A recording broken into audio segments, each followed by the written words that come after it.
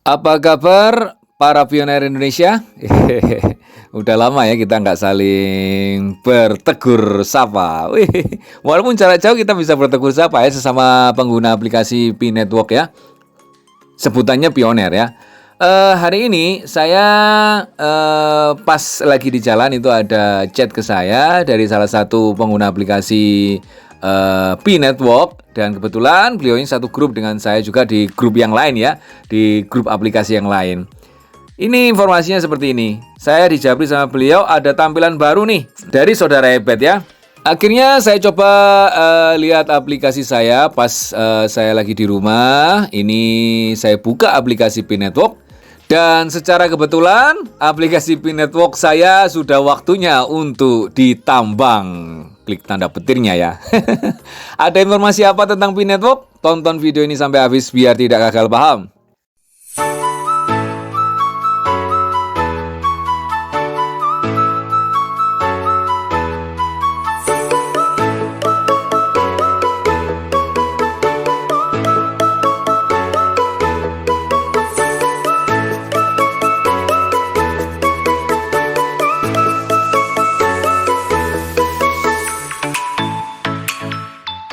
Assalamualaikum warahmatullahi wabarakatuh. Selamat pagi rekan-rekan pecinta aplikasi penghasil cuan. Kita bertemu lagi bersama saya di Dev Channel.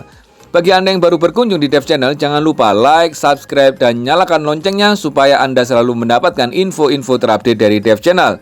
Dan apabila channel ini juga bermanfaat buat rekanan Anda, para pecinta aplikasi penghasil cuan juga, terutama tim Anda ya, tidak ada salahnya informasi ini Anda share kepada mereka supaya mereka juga mendapatkan info-info terupdate dari Dev Channel. Enaknya lagi, Anda tidak perlu repot-repot menjelaskan tentang aplikasi yang sedang kita bahas pada saat ini. Hari ini, kalau dilihat dari tampilannya, semua pasti tahu ya, seperti yang saya katakan di awal tadi, kita akan membahas aplikasi Pi Network. Pi Network, piye lagi. Sudah lama saya nggak nyebutkan piye lagi. Sudah setahun ya, benar ya, setahun ya. Itu kalau nggak salah saya sebutkan di akhir Desember 2021. Sekarang kan sudah 2022. Oke ya. Seperti yang saya katakan di awal tadi, saya tuh pas lagi ada kegiatan, saya dijabri sama salah satu rekan saya yang bernama Saudara Hebat tadi itu. Dia selain pioner ya, salah satu pioner, beliaunya juga salah satu pecinta aplikasi penghasil cuan yang lain ya, aplikasi yang lain, dan satu grup dengan saya. Sesampai di rumah, saya buka aplikasi Pi Network saya, tampilannya seperti ini bos. Jangan kaget ya, saya sering diping ya sama tim tim pioner di grup saya ataupun sama pengundang saya kalau saya ini kadang-kadang nggak aktif. Sebenarnya bukan nggak aktif, saya cuma telat beberapa menit, beberapa detik lah. Gimana bos, lagi di jalan ya, nggak mungkin lah kalau saya di jalan pegang HP gitu. Kalau kecuali ya saya pas berhenti di mana, mungkin pas berhenti ya apalah, nganterin istri misalnya kayak gitu, mungkin oke lah. Tapi kalau pas nyetir atau pas di jalan nggak mungkin saya pegang HP ya, walaupun mungkin ada alarmnya atau gimana, tetap saya nggak bisa ngaktifin kayak gitu. Makanya kan kadang-kadang sering mundur, bahkan kadang-kadang mundur setengah jam, mundur 45 menit seperti ini ya. Saya baru nyampe rumah baru saya aktifkan ini ya. Nah, ini bagi rekan-rekan yang belum daftar Pi Network, atau mungkin bagi rekan-rekan yang tidak tahu tugasnya Pi Network, tugasnya cuma ini bos ya. Ini kalau sudah tidak hijau alias putih begini ya, tinggal diklik aja ini ya. Tinggal diklik aja menjadi hijau. Saya klik ya ini ya, klik kong. Nah ini ya, tinggal klik aja ini, tambang, tiktok. Ya, sudah beres. Ini juga langsung menjadi warna hijau. Nah, nanti kalau sudah 24 jam kemudian, sama, dia akan menjadi warna putih dan tinggal diklik ya. Nah, hari ini saya tidak membahas masalah itu ya, tapi saya membahas tentang informasi tampilan baru ini. Nah, sebelum kita kupas tampilan baru ini, banyak rekan-rekan yang komen di konten-konten video saya menyebutkan, Bang, Saya nampilkan transfernya nggak bisa bang, saya nampilkan transfernya nggak bisa bang. Sebenarnya nggak jadi masalah ya untuk saat ini kalau memang rekan-rekan belum bisa. Yang penting ya, sekali lagi ya, saya menyampaikan ya, kalau sudah kayak gini sudah urgent ya, ini kan sudah urgent ini. Yang paling penting itu Anda lakukan verifikasi nomor handphone atau FB. Salah satu aja ya, salah satu aja. Dua-duanya lebih bagus. Tapi kalau verifikasi nomor handphone nggak bisa-bisa, jangan dipaksa bos.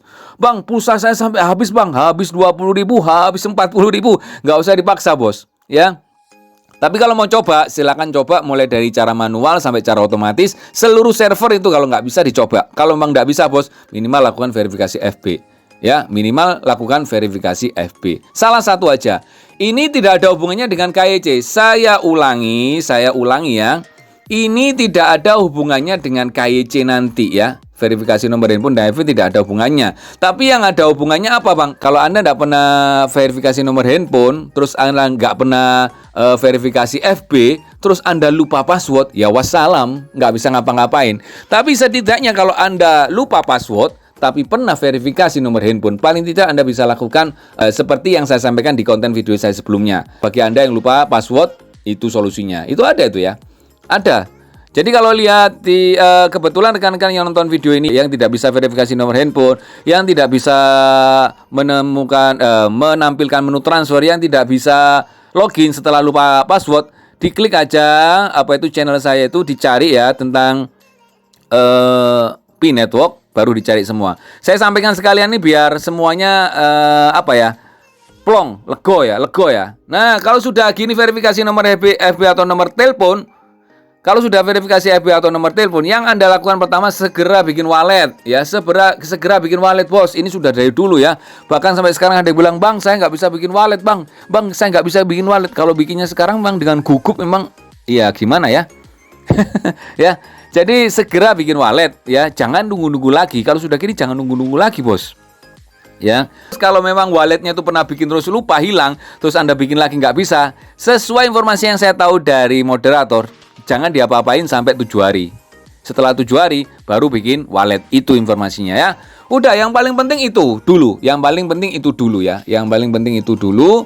Terus lock up segala macam itu bisa lihat tutorialnya. Yang penting Anda ada walletnya dan Anda tidak lupa PIN atau bisa verifikasi FB atau nomor handphone. Setelah itu dilihat aja yang lain ya. Informasi-informasi yang lain.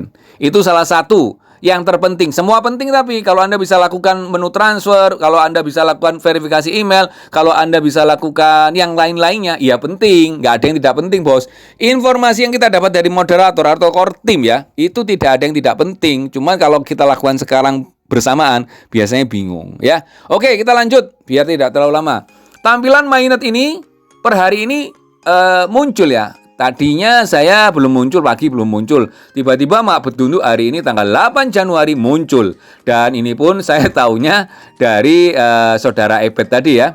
Nah, kita coba kalau ini sama dengan informasi mainnet info, ini banyak, ini panjang. Anda bisa artikan sendiri, Anda bisa translate sendiri ya. Loh, ini kalau saya bacakan gini, ya ngomong kasarnya bisa pingsan nanti Anda. Ya. Kalau KYC ini ya, KYC Q&A ini kan muncul kelihatan baru ini ya, karena sesuai dengan ini ya, mainnet KYC Q&A ya, ini ya, berarti ini ya. Nah, ini kita lihat ya, kita klik KYC Q&A-nya itu. Ya, ini enggak terlalu panjang, bisa saya artikan ini ya, ditranslate. Kalau panjang biasanya kita bacanya juga gimana, Anda juga dengarnya gimana ya. Tapi sebelum saya artikan ditranslate lewat translate bahasa Inggris bahasa Indonesia, kita coba masuk di kolom chat Pioner Indonesia ini, apa sudah dibahas atau gimana. Kita coba klik bahasa Indonesia Q&A tentang KYC ya, kita tunggu ya, barangkali dibahas. Moderator mana moderator. Nah, ini ya. Ini ada statement dari moderator. Ini sama ya, Q&A KYC ya. Pertanyaan, apakah akan ada KYC massal atau akan terus diluncurkan secara batch? Ya, ini tadi saya sempat artikan sih. Nah, kalau Anda nggak percaya ini ya. Coba ini lihat. Loh, sempat saya artikan ya. Tapi sama ya. Loh, sama ya. Loh, ini asli nih ya. Loh, saya artikan ada jam-jamnya juga. Ya, daripada baca ini lebih marem ya. Lebih marem, kita lebih jos baca langsung dari moderator ya. Oke, kita baca dari moderator. Ini artinya kurang lebih sama dengan tampilan yang KYC di depan tadi ya. Informasi tentang Q&A KYC atau KYC Q&A ya. Ini yang pertanyaan, apakah akan ada KYC massal atau akan terus diluncurkan secara batch? Jawabannya adalah awalnya batch kecil dan segera KYC massal dengan tujuan meningkatkan sistem untuk skala KYC massal. Baru-baru ini kami telah merilis sejumlah kecil slot dalam aplikasi KYC PDP Browser untuk mengunggah dokumentasi KYC untuk pengujian. Ya. Tujuan debugging algoritma dan peningkatan kinerja. Misalnya kami merilis versi baru aplikasi KYC yang berisi liveness check ya. Dan pratinjau redaksi dokumen untuk 50 orang lebih banyak per negara. Lebih banyak batch akan segera dirilis hingga KYC massal dimulai. Perhatikan ekstra dan iterasi diterapkan pada pengembangan aplikasi KYC karena berkaitan dengan proses penting jaringan dan data penting perintis. Setelah peningkatan dan skalabilitas selesai, perintis akan dapat membuka aplikasi KYC Pi untuk mengirimkan dokumentasi KYC mereka. Pertanyaan, apakah pioner akan diberitahu saat KYC tersedia secara luas? Jawabannya, ya, mereka akan diberitahu dalam pengumuman kami dan juga dapat diberitahukan oleh anggota tim rujukan mereka. Oh ya, bisa dikasih tahu anggota tim rujukan ya. Perintis akan dapat mengirimkan pemberitahuan kepada tim rujukan dan anggota lingkaran keamanan mereka untuk meminta mereka melakukan KYC. Tim inti juga akan memposting pengumuman yang akan mengingatkan pengguna untuk mengunggah dokumentasi KYC mereka. Pertanyaan berikutnya, kapan saldo Pi akan ditransfer ke dompet mainnet mereka untuk perintis yang telah menyerahkan dokumentasi KYC? Jawabannya adalah menyerahkan dokumentasi saja atau misalnya peserta percontohan KYC atau bahkan diautentikasi sebagai orang dalam dokumentasi yang diserahkan, misalnya Yoti KYC, hanyalah bagian dari proses Pi KYC. Pemeriksaan tambahan seperti pencocokan nama, pelanggaran sebelumnya terhadap persyaratan layanan dan kebijakan Pi, serta verifikasi kepatuhan terhadap peraturan perlu dilakukan. Yang semuanya akan merupakan kelulusan Pi KYC. Umumnya setelah perintis menyerahkan dokumentasi KYC mereka, ia harus melalui proses verifikasi yang melibatkan verifikasi identitas seseorang dan kepatuhan terhadap persyaratan layanan jaringan Pi. Untuk perintis yang lulus proses verifikasi ini, saldo Pi mereka akan dapat dipindah tangankan dan ditransfer ke dompet mainnet mereka dalam batch reguler. Pertanyaan berikutnya, berapa lama piones harus menunggu persetujuan setelah menyerahkan dokumentasi KYC mereka? Jawabannya adalah waktu pemrosesan dapat bervariasi tergantung pada beberapa faktor. Perintis yang berpartisipasi dalam aplikasi KYC percontohan melalui Pi Browser akan menjadi yang pertama diproses setelah fungsi pemverifikasi manusia ada, yang akan segera dirilis tujuan mereka. Tujuan memiliki KYC percontohan bukan hanya agar perintis mendapatkan persetujuan, tetapi juga untuk meningkatkan aplikasi KYC itu sendiri. Setelah validator dapat memverifikasi aplikasi KYC, kemajuan aplikasi akan bergantung pada ketersediaan validator terpercaya per negara. Mulai dari beberapa hari hingga beberapa minggu, itulah mengapa penting bagi komunitas untuk memotivasi validator yang cukup untuk bergabung dengan tenaga kerja dan membantu memverifikasi perintis di negara mereka setelah portal validator dibuka. Jika perintis telah mengajukan banding pembaruan nama, waktu tambahan mungkin diperlukan. Ini termasuk salah satu akun keluarga saya nih ya. Berikutnya, hasil KYC juga akan bergantung pada pencocokan nama Anda dengan akun Pi Anda, penyaringan terhadap AML pemerintah dan daftar sanksi anti-terorisme, dan apakah akun tersebut memiliki riwayat skrip atau pelanggaran kebijakan. Pertanyaan berikutnya, bagaimana pengguna akan diberitahu jika mereka telah lolos KYC atau tidak? Jawabannya adalah perintis dapat memeriksa status KIC mereka di dalam aplikasi Pi-KIC melalui Pi Browser, tempat mereka mengirimkan dokumen. Pertanyaan berikutnya, apa yang terjadi pada mereka yang tidak lulus KIC? Apakah akun mereka akan segera dibakar? Jawabannya adalah kegagalan dalam KIC dapat terjadi karena berbagai alasan. Alasan yang berbeda dapat menyebabkan hasil yang berbeda. Kesempatan lain untuk mengajukan kembali aplikasi KIC, banding atau penolakan permanen. Akun Pi tidak akan langsung dibakar. Itu ya rekan-rekan, itu terjemahan dari aplikasi terbaru kita, tampilan aplikasi terbaru kita yaitu MyNet KIC Q&A. Ini pada dasarnya hanya tanya jawab ya, tapi itu penting buat informasi tambahan buat kita semua ya. Rekan-rekan, ini banyak menunggu KIC massal, tapi banyak rekan-rekan yang masih belum bisa verifikasi nomor telepon, transfer, terus verifikasi email dan wallet segala macam itu masih belum berhasil semua. Segera konsultasikan tanyakan kepada pengundang-pengundang Anda supaya untuk bisa mengaktifkan semua itu atau memverifikasi semua itu sesuai yang informasi-informasi yang didapat selama ini. Ingat ya, menurut saya tidak ada yang tidak penting. Informasi apapun yang disampaikan oleh Pi Network, sama halnya dengan aplikasi lain. Informasi apapun yang diberikan oleh pihak aplikasi tersebut yang kita ikuti, apapun ya, termasuk Pi Network, itu harusnya seyogyanya dikala ada informasi pertama langsung kita praktek. Dikala informasi pertama kita dapat langsung kita praktek, sehingga dikala nanti suatu saat pada saatnya dan pada akhirnya, pada saatnya dan pada akhirnya, itu nanti tiba-tiba betunduk itu semuanya itu harus ada di aplikasi kita. Kita sudah siap, bos. Nah, kalau sekarang tiba-tiba rekan-rekan ada yang belum siap semua itu suruh mengaktifkan semua, memang ada yang bingung, kelabakan dan segala macam.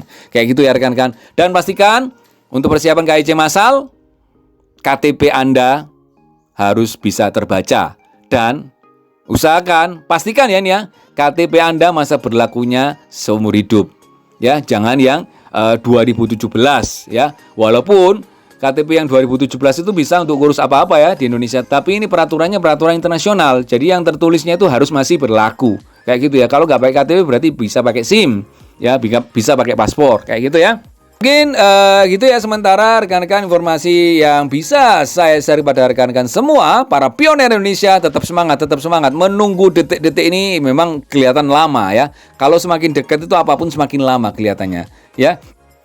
Padahal kalau dihitung-hitung lebih lama Anda menambang selama ini ya. Dan yang masih baru ya ada kesempatan ya, ada nambang klik petirnya ini. Jangan sampai putih kayak saya tadi, pokoknya klik petirnya terus supaya pundi-pundi Pi-nya Anda ini bisa bertambah terus. Bagi Anda yang masih belum daftar Pi, kalau memang bisa ya, bisa apa enggak ya ini ya? Dan pingin daftar, nggak usah ragu-ragu, silakan coba aja buka deskripsi video saya ini, langsung klik link pendaftarannya dan ikuti tutorial pendaftarannya. Setelah itu langsung gaspol ya. Gaspol, klik tanda petirnya terus. Kalau bisa Anda promo kepada semua orang sekarang ya langsung aja promo. Gitu ya rekan-rekan, mudah-mudahan informasi ini bermanfaat buat semuanya. Mohon maaf kalau ada salah-salah kata dari saya yang paling becotot ini. Salam sehat dan sukses selalu. Salam cuan dan salam petir.